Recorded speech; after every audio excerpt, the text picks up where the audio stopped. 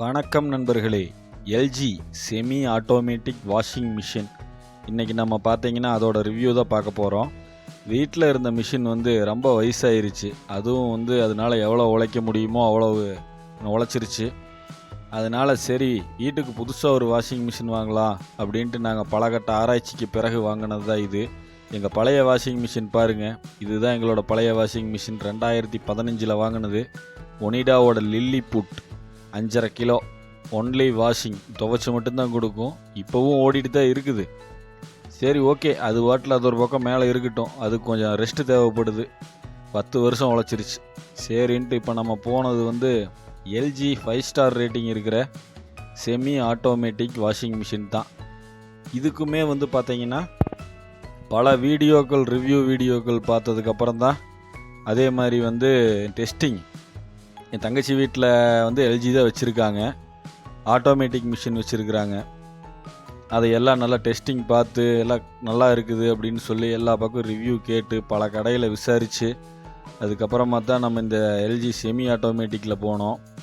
Full automatic ஏன் எடுக்கலை அப்படின்னு பார்த்தீங்கன்னா, ஃபுல் ஆட்டோமேட்டிக்கை விட இந்த செமி ஆட்டோமேட்டிக் கொஞ்சம் நல்லா லோடு தாங்குது அப்படின்னு சொல்லி சொன்னாங்க. நம்ம விசாரித்த எல்லா இடத்துலையுமே கொஞ்சம் எல்லாம் சூடாகிறது இல்லை, கொஞ்சம் அதிகமாக துணி போட்டாலும் ஈஸியாக வாஷ் பண்ணுது அப்படிங்கிற மாதிரி சொன்னாங்க. சரி, நம்மளுக்கு வேலை பர்ஃபார்மன்ஸ் நல்லா இருக்கணும், அவ்வளவுதான். நம்மளுக்கு மற்றபடி ரொம்ப டிசைனாக இருக்கணும் அப்படிங்கிறதெல்லாம் கிடையாது. நல்லா உழைக்கணும், நல்லா அடிக்கடி தொந்தரவு வராமல் இருக்கணும். அதனால தான் இது பல ரிவ்யூக்கு அப்புறம் வாங்கினேன். அதே மாதிரி பார்த்தீங்க அப்படின்னா பட்டன்ஸ் எல்லாம் கொடுத்துருந்தாங்க. ஒன்று ஒன்றா அது எப்படி அப்படிங்கிறத பார்த்தோம். நீ அடுத்தது அதோட ஃபங்க்ஷன் எல்லாம் எப்படி ஆகுதுங்கிறத பார்க்கலாம். இந்த மிஷின் பார்த்தீங்கன்னா நம்ம கோபிச்செட்டிப்பாளையம் ஜெகன் மெட்டல் மார்ட்டில் தான் வாங்கியிருந்தோம். நம்ம திருப்பூர் பாண்டியன் நகர் வரைக்கும் ஃப்ரீ டெலிவரி கொடுத்தாங்க அவங்க. நான் ஃபஸ்ட்டு புக் பண்ணிவிட்டு அது அடுத்த நாள் ஈவினிங்கே கொண்டு வீட்லேயே கொண்டு டெலிவரி கொடுத்துட்டாங்க. இது ட்ரையரோடு வர்ற மாடலு. 8 கிலோ இதோட கெப்பாசிட்டி 8 கிலோ. இதில் பார்த்தீங்கன்னா 3 கலர் இருக்குது. ஒரு ரெட் கலர் மாதிரி ஒரு கலர் இருக்குது, அது கொஞ்சம் டிரான்ஸ்பரண்ட்டாக இருக்கிற மாதிரி தெரியுது. அடுத்தது இந்த பிளாக்கு. இதுக்கப்புறம் ஒரு ப்ளூ கலரும் ஒன்று இருக்குது. இது உள்ளே பார்த்தீங்கன்னா அந்த ப்ரொஃபலர் முதல்ல இருந்த பழைய மிஷினில் ஒரே ஒரு இது தான் இருக்கும். இதில் அந்த 3 ரோல் மாதிரி இருக்கிறதெல்லாம் தனித்தனியாக சுற்றுற மாதிரி கொடுத்துருக்குறாங்க. அதே மாதிரி ஸ்பின்னு, வாஷ் இந்த 2 மிஷின் கொடுத்துருக்காங்க. அந்த இது நேப்பு கொடுத்துருக்காங்க. தண்ணி உள்ளே போகிறதுக்கு ஒரு ஹோல்ஸ் கொடுத்துருக்காங்க. அடுத்தது நம்ம டைமர் செட் பண்ணுறது. அதுக்கு அடுத்தது மோடு ஜென்டில், நார்மல், ஸ்ட்ராங் அப்படிங்கிற மோடு. அதுக்கு அடுத்தது பார்த்தீங்கன்னா ட்ரைன் பண்ணுறது. நம்ம ட்ரையருக்கான பட்டன்ஸ் இது ரெண்டும். அது ஃபஸ்ட்டு ட்ரைன் கொடுக்கறது, அடுத்தது இருக்கிறது அது எவ்வளோ நிமிஷத்துக்கு நம்ம ட்ரைன் பண்ணணும் அப்படிங்கிறத வச்சுக்கலாம். அதே மாதிரி பார்த்தீங்க அப்படின்னா இந்த நார்மல், ஜென்டில் அப்படிங்கிறது ஜென்டில் அப்படின்னா ரொம்ப லேசான துணிகள்லாம் இருந்ததுன்னா நீங்கள் ஜென்டிலில் போட்டு எடுத்திங்கனாலே ஈஸியாக துவைச்சிரும்னு சொல்கிறாங்க. நார்மல் கொஞ்சம் எல்லா விதமான கலந்துருக்கிற துணி, ரொம்ப கெட்டியாக இல்லாமல் கொஞ்சம் எல்லாமே எல்லாம் கலந்துருக்கிற துணியெல்லாம் நார்மலில் போடலாங்கிறாங்க. அந்த ஜென்டிலில் வச்சா பெட்ஷீட்டு, ஜீன்ஸ் பேண்ட்டு இந்த மாதிரி நம்ம கொஞ்சம் நல்லா ரஃப்பாக இருக்கிற துணியெல்லாம் அந்த இதில் வச்சோம்னா, இந்த கடைசி ஆப்ஷனில் வச்சோம் அப்படின்னா ஸ்ட்ராங்கில் நல்லா துவைச்சி கொடுத்துரும். இது கூட பார்த்தீங்க அப்படின்னா உள்ளுக்குள்ளே ஒரு ட்ரையர் பாக்ஸ்க்குள்ளே ஒரு கிட் ஒன்று கொடுத்துருக்காங்க. இதுதான் ட்ரையர் பாக்ஸு. இதுவும் நல்லா மெட்டலுக்கு இது பிளாஸ்டிக் குவாலிட்டியெல்லாம் நல்லா தான் இருக்குது. ஃபைபரில் கொடுத்துருக்குறாங்க. மேலேருந்து கீழே வரைக்கும் ஃபுல்லாக பாடி நல்லா இருக்குது, பார்க்குறக்கு ஸ்ட்ராங்காகவும் இருக்குது.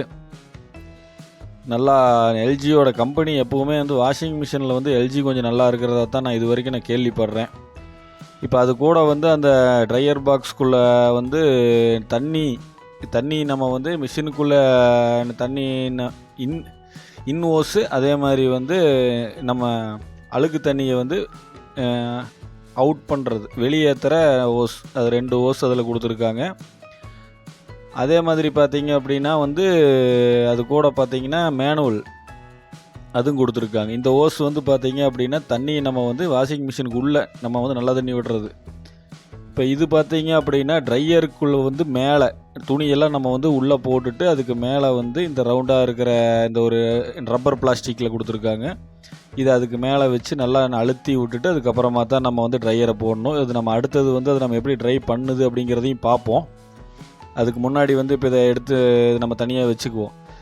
வச்சுட்டு பார்த்தீங்க அப்படின்னா அடுத்தது வந்து அதில் கேரண்டி கார்டு இருக்கும். அது நீங்கள் பத்திரமா வச்சுக்கணும். அதில் தான் வந்து உங்களோட நம்பர்லாம் எழுதி கொடுத்துருப்பாங்க. இதுக்கு மோட்டருக்கு வந்து 5 வருஷம் கேரண்டி கொடுத்துருக்காங்க. அது போக வந்து நம்ம நண்பர் தான் ஒருத்தர் இருந்தாருங்க, எல்ஜியில் ஒர்க் பண்ணுறவர். அவர் மூலமாக தான் சொல்லி நம்ம ரேட்டெல்லாம் கொஞ்சம் கம்மி பண்ணி வாங்கியிருக்கோம். அதனால் வந்து கேரண்டியை பற்றியெல்லாம் எந்த பிரச்சனையும் இல்லை. நம்மளுக்கு எதாவது வேணுன்னா உடனே நம்ம கூப்பிட்டு சொன்னோம் அப்படின்னா அதுக்கு என்னங்கிறத சொல்லிடுவாங்க. அப்படியே நம்ம ஆளே அங்கே உள்ளுக்குள்ளே இருந்தாலுமே நம்மக்கிட்ட இந்த கேரண்டி கார்டு இருந்ததுன்னா தான் நம்ம வந்து லீகலாக ப்ராப்பராக மேலே க்ளைம் பண்ணி வாங்க முடியும். அவங்களுக்கும் சிரமம் இல்லாமல் நம்ம இதை பார்த்தோன்னையுமே வந்து இப்போ அவங்களும் க்ளைம் பண்ணி கொடுத்துருவாங்க. வாங்கி வேலை ஈஸியாக நடக்கும் நம்மளுக்கு தெரிஞ்சவங்க இருந்தால். ஆனால் அதுக்கு நம்மளுக்கு இது தேவைப்படுது. பத்திரமா வச்சுக்குங்க. இப்போ துவைக்கிறக்க ஆரம்பிக்கலாம். ஃபஸ்ட்டு வந்து மேலே அந்த ஓஸில் தண்ணியை மாட்டி பைப்பை திருவி விட்டு நல்லா தண்ணி ஒரு நீங்கள் எவ்வளோ போடுறீங்களோ, துணி எவ்வளோ போடுறீங்களோ அதுக்கு மேலே ஒரு 1/2 இன்ச்சுக்கு இருக்கிற மாதிரி பார்த்துக்குங்க. நாங்கள் எப்போவுமே வந்து ரின் பவுட்ரு தான் யூஸ் பண்ணுவோம். லிக்விட் அதிகமாக யூஸ் பண்ணுறதில்ல. இப்போது நான் சுவிட்சை போட்டு விட்டுட்டு அடுத்தது என்ன ப்ராசஸ் நடக்குதுங்கிறத பார்ப்போம்.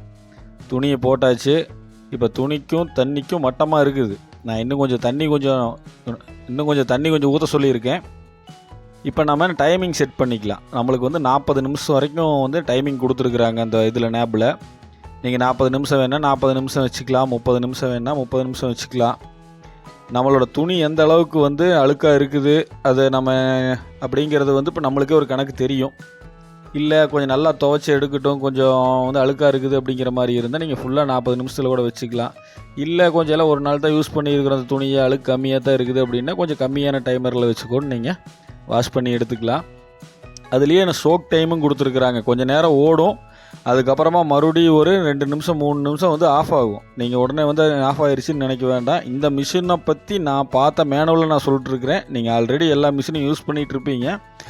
பார்த்தீங்களா, நான் தண்ணி பத்தாதுன்னு நான் சொன்னேன்ல. இப்போ அதனால் மறுபடியும் வந்து அதுக்கு ஒரு 4 கப்பு தண்ணி எக்ஸ்ட்ரா மேலே ஊற்றுறாங்க.